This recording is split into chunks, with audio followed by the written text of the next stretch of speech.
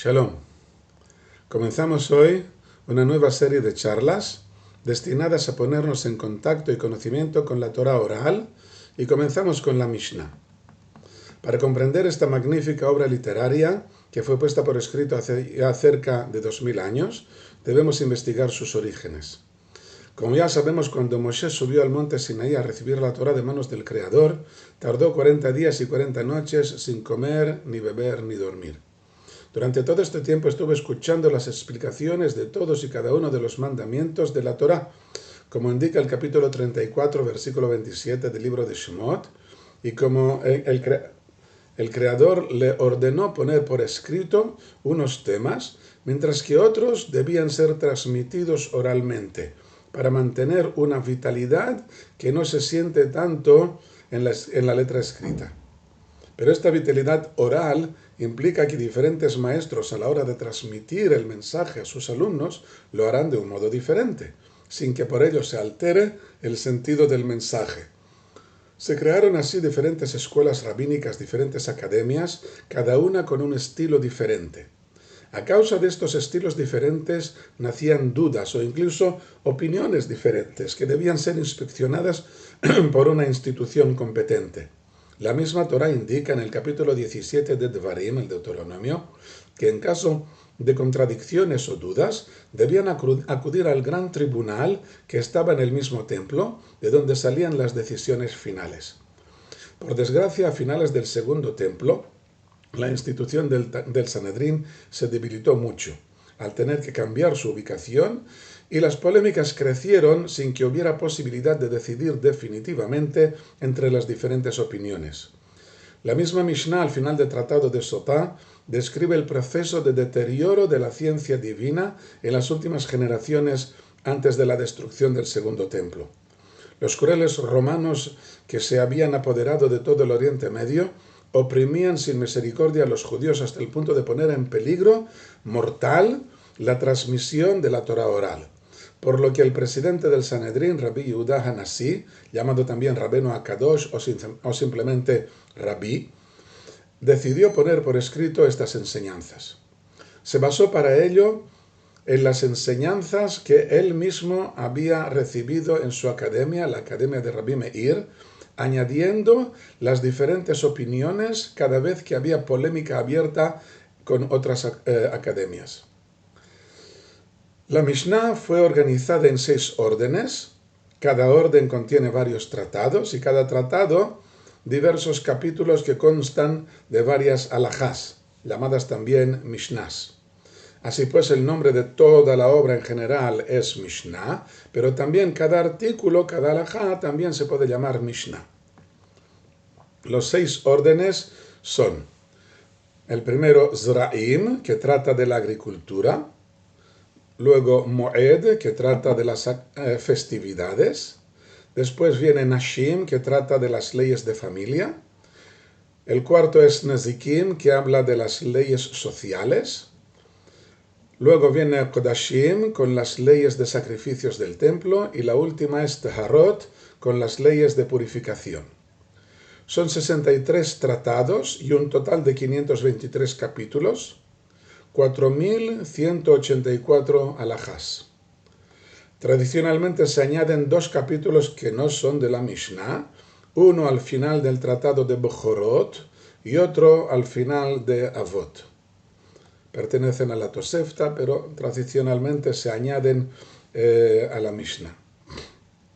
Pero todas estas alajás están redactadas muy sucintamente, ahorrando palabras mientras se pueda, para facilitar su memorización por medio de la incesante repetición. Y este es, por cierto, el significado de la palabra Mishnah, la repetida, que viene del verbo lishnot, repetir. Y asimismo procede la palabra shnaim, que significa 2. Todo significa esto, repetir. Luego se formó una nueva forma del verbo asociada directamente a la Mishnah, que es leshanen, que aparece en la lectura del Shema, veshinnantam levaneja, repetirlo. En aquella época no se hablaba, cuando se redactó la Mishnah, no se hablaba corrientemente el hebreo, sino el arameo, que también es una lengua semítica, muy parecida al hebreo. Así pues, una persona que sabe las Mishnás de memoria o que puede enseñarlas, se le llama Tanna, que es la palabra aramea que viene a significar el que repite. Y su plural es Tanaim. Es el título que se les da a los sabios de la Mishnah, Tanaim. Por lo tanto, la época en que la Mishnah fue puesta por escrito o las generaciones inmediatamente anteriores es la llamada época de los Tanaim. Por supuesto, en las academias no tan solo aprendían las Mishnás, sino que las explicaban, las comparaban, intentaban sacar nuevas conclusiones, ponían ejemplos y contaban anécdotas. Buscaban la relación entre la Torá escrita y esta Torá oral que estaban desarrollando, ya que la inmensa mayoría de las leyes que aparecen en la Mishnah están insinuadas de algún modo en la Torá escrita. Y puede verse la relación cuando se siguen unas leyes de interpretación transmitidas oralmente. Estas normas de interpretación aparecen, algunas de ellas aparecen en el Sidur, las normas que tenía Rabbi Ishmael, 13 normas de interpretación, pero hay otras muchas, de otros maestros. Podríamos decir que cada versículo de la Torá escrita puede y debe ser analizado cuidadosamente, sacando conclusiones, y estas conclusiones son las que forman las leyes recogidas en la Mishnah. Pero hay muchas otras que no son el resultado del análisis, sino que son unas reglas que fueron transmitidas a Moshe en el monte del Sinaí, como ya hemos visto, y que no debían haber sido puestas por escrito, si no hubiera sido por los desastres que ocurrieron con la destrucción del segundo templo.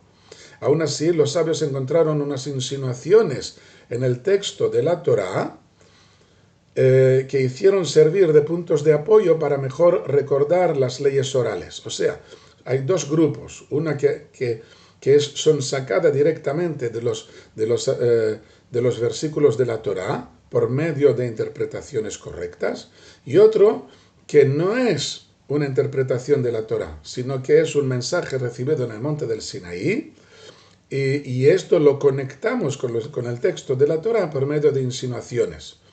El estudio de estos medios, de estas insinuaciones, de estas comparaciones, ejemplos, anécdotas, análisis y conclusiones fue recopilado unos pocos siglos más tarde en la obra llamada Talmud, que significa estudio, siendo su nombre completo Talmud Torah, estudio de la Torah. Hay quien le llama también Gemara. Gemara es Talmud en arameo. El verbo ligmor en arameo significa estudiar, y es la traducción. Hay quien dice que Gemara es el texto en arameo y Talmud Torah es el texto en general junto con la Mishnah, pero esta es una interpretación moderna que no está muy basada. Como ya hemos dicho, la Mishnah está destinada a ser aprendida de memoria, repitiéndola una y otra vez hasta dominar por completo los capítulos, los tratados y los 6 órdenes. He comprobado yo personalmente que una clase de niños completamente normales, de una edad de 10 años, es capaz de recordar en pocos meses 10 capítulos de un tratado con un esfuerzo mínimo de menos de media hora cada día. Si hubiéramos tenido las condiciones adecuadas, y hay lugares en los que las tienen y lo hacen, hubiéramos podido seguir añadiendo nuevos capítulos y nuevos tratados. Los niños competían conmigo, yo leyendo la Mishnah en un libro y ellos repitiéndola de memoria, y eran capaces de hacerlo más rápido y sin errores, y se divertían. Hay muchos judíos que acostumbran a leer diariamente 18 capítulos de la Mishnah, de modo que al cabo de poco menos de un mes puedan repetir toda la Mishnah. Esta repetición de 18 capítulos, cuando ya lo han hecho varias veces, no toma más de media hora al día. Así, un mes tras otro, llegan a tener un pleno dominio de la Mishnah y alcanzan a saber la gran mayoría de la obra casi de memoria. Nuestros sabios escondieron dentro de la Mishnah, aparte de los conocimientos halágicos necesarios para dar respuestas a las infinitas preguntas legales que aparecían a lo largo de la historia de Israel, escondieron ahí dentro conocimientos esotéricos, psicológicos, morales, etc., disfrazados en las frases técnicas de la legislatura judía. El estudio adecuado de la Mishnah nos permite alcanzar todas estas metas insinuadas en las leyes de la Torah oral. Añaden nuestros sabios que el estudio de la Mishnah es el alimento del alma, ya que las consonantes hebreas de la palabra Mishnah y de la palabra alma, Neshama, en hebreo, son idénticas. Con esto estaban comparando el texto de la Torah escrita con el cuerpo y la Torah oral con el alma. Incluso nos indican que los mejores momentos para su estudio y su repetición son las horas mágicas de la madrugada temprana, antes de aparecer las primeras luces del alba, como si ayudáramos a vencer las tinieblas del final de la noche y acercar la blanca luz del amanecer. Shalom.